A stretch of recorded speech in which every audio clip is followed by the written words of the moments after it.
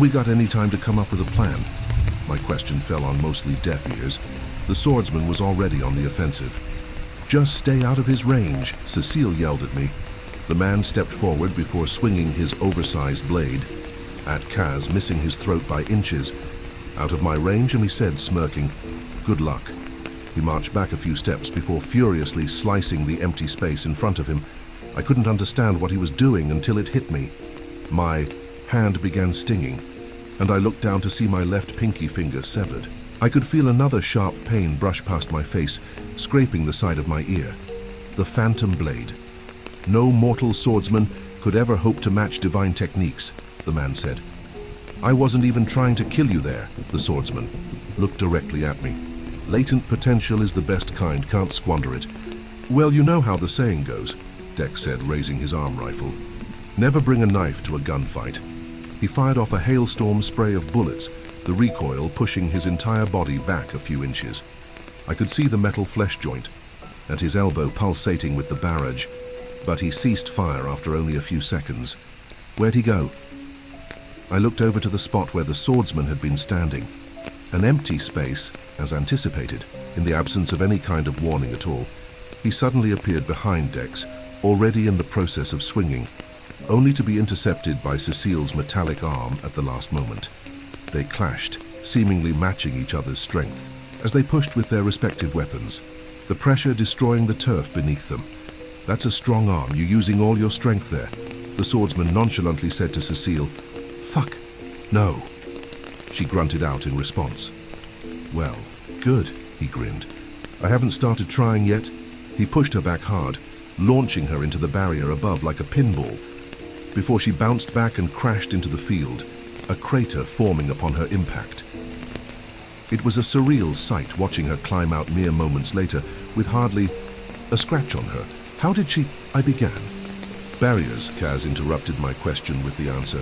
So with her arm she can form protective barriers around her entire body. That's her specialty.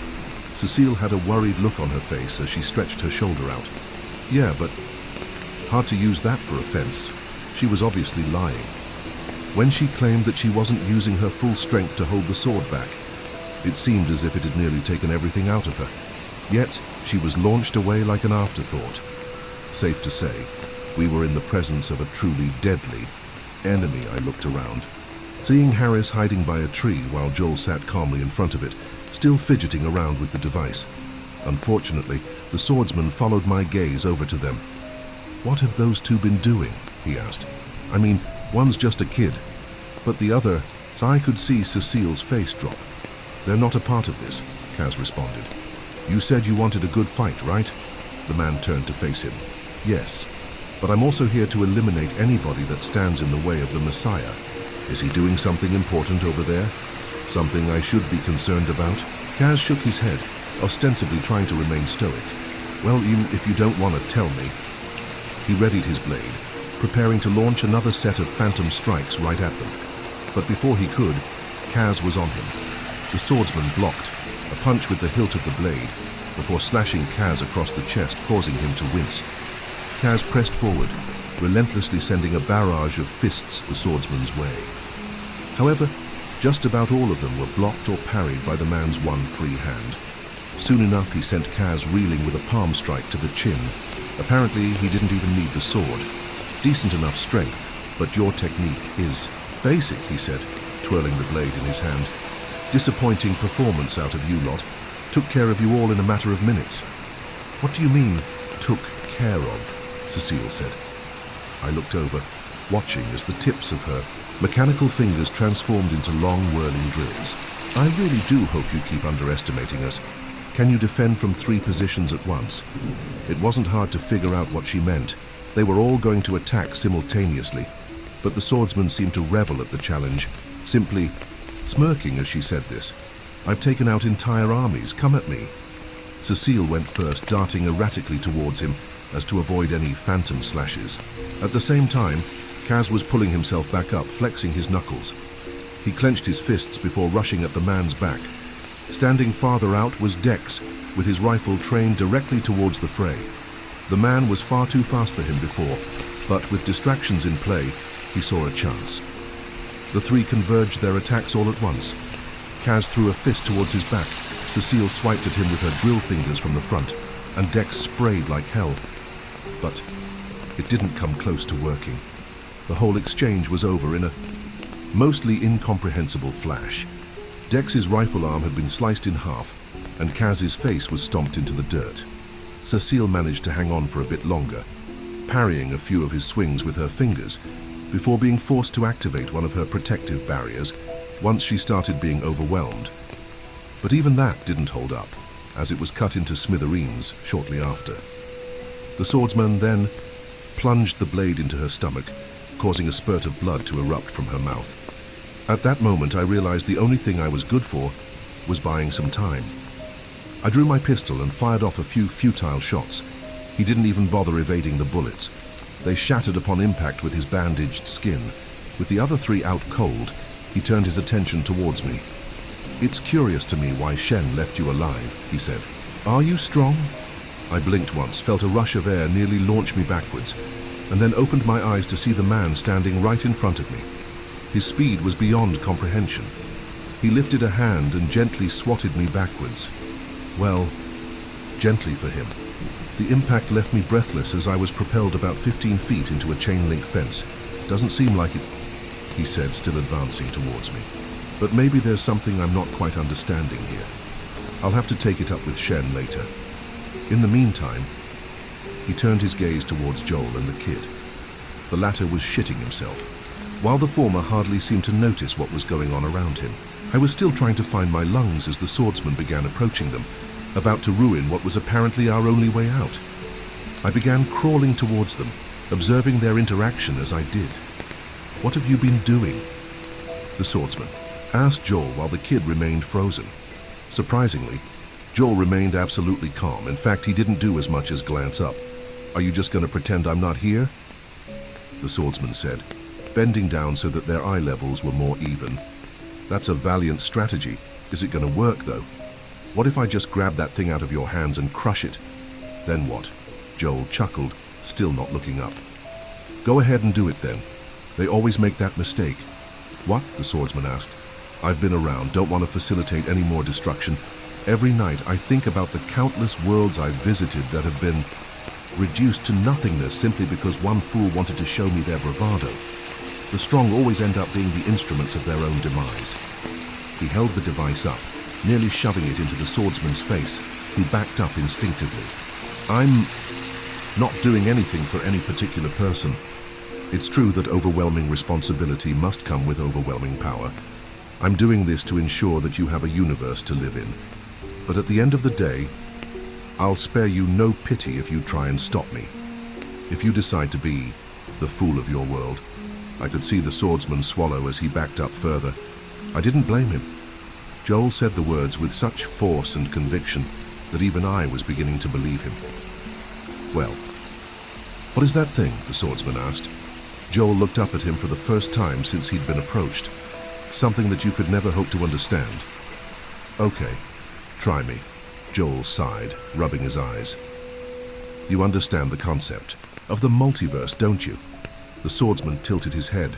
"What does that have to do with anything? Just hang on. Let me explain," Joel continued. "It'd be ignorant and straight-up arrogant to assume we'd be alone, not only in the universe, but in this entire plane of existence as well." "Okay," the swordsman scratched his chin. "Assuming that, we understand that there are additional realities not only parallel, but adjacent, above, below, and in any other conceivable direction from us. Like a roadmap." The swordsman had stopped speaking. "Entirely.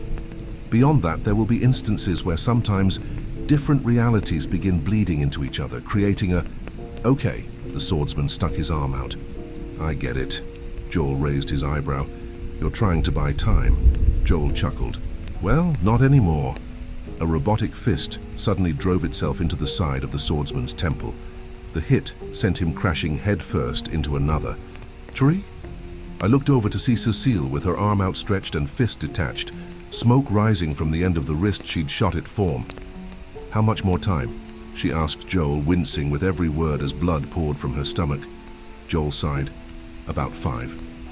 "5 minutes?" Kaz said. pulling himself out of the dirt. Do we have that kind of time? Joel shrugged. Look, I'll be honest. It'll more likely take 8. Dex ran over, clutching his severed rifle arm. This fucking hurts. I think the gun and my skin cells literally fused or something. Is the sword guy dead at least?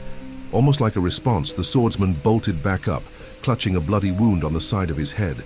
Let my guard down. Got a fast talker on. Your side, nice trick. He picked his weapon back up. I gotta hand it you lot. Really didn't think you'd get one good hit in on me. Cecile's mouth was agape in disbelief. That fist is capable of tearing through ships, she said. The swordsman laughed.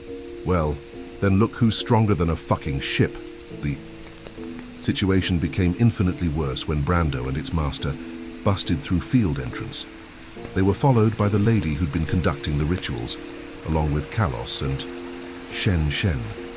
That bastard's expression was beyond smug as he strolled out towards me. It was almost the visual equivalent of a taunt, as if he were asking me the silent question, "Wonder how you're gonna make it out of this." "What's up, Soz? You're already here?" Shen said. "These guys didn't give you any trouble, did they? That's not gonna down well with the boss." The swordsman, whose name was apparently Soze, scoffed in response. "No trouble at all." And then from above, the world's biggest asshole. The one who was apparently both the mastermind and muscle behind it all. The orchestrator of this whole shit show, the Messiah, aka Trent Raisin, in his pale-skinned, black-suited vortex-eyed glory, with a faint violet glow surrounding him, he descended, floating down at a calm, constant speed. All of my messengers. "Far here," he said, his feet touching down on the turf. "And you people are the only ones left. One last chance. Transform yourselves and become a part of my divine legion. The world's going to change regardless of what you choose to do." The following few seconds were both silent and tense, only to be broken by Kaz, who began chuckling uneasily, like somebody who'd found themselves in the most drastic of situations, forcing themselves to laugh in order to cope. "You feel that?" he asked Cecile. She simply nodded, a defeated expression on her face. It didn't take me long to figure out what they meant. It was like an overwhelming presence slowly sinking your entire body into the ground. But not only that, there was also a more esoteric effect to it, like your very soul was somehow being compressed. I was blinded by an extraordinary flash as the already overwhelming aura grew heavier. With my eyes still closed, I heard a piercing shatter from above. When my senses returned to me, I looked up to see that a portion of the dome had been smashed open. The culprit was standing right at the center of everybody else. It looked like a winged man made out of sheer golden light. Well, more like a titan. He towered over anybody else in the vicinity. All of Trent's messengers stepped back, likely feeling the dangerous pressure exuding off of the entity. But not Trent himself. His feet stayed firm. The golden man moved forward, leaving behind a trail of yellow fire wherever he stepped, before speaking in a voice so thunderous that it caused my insides to tremble. "From the crossroads that connect heaven, earth, and hell, Judas has arrived.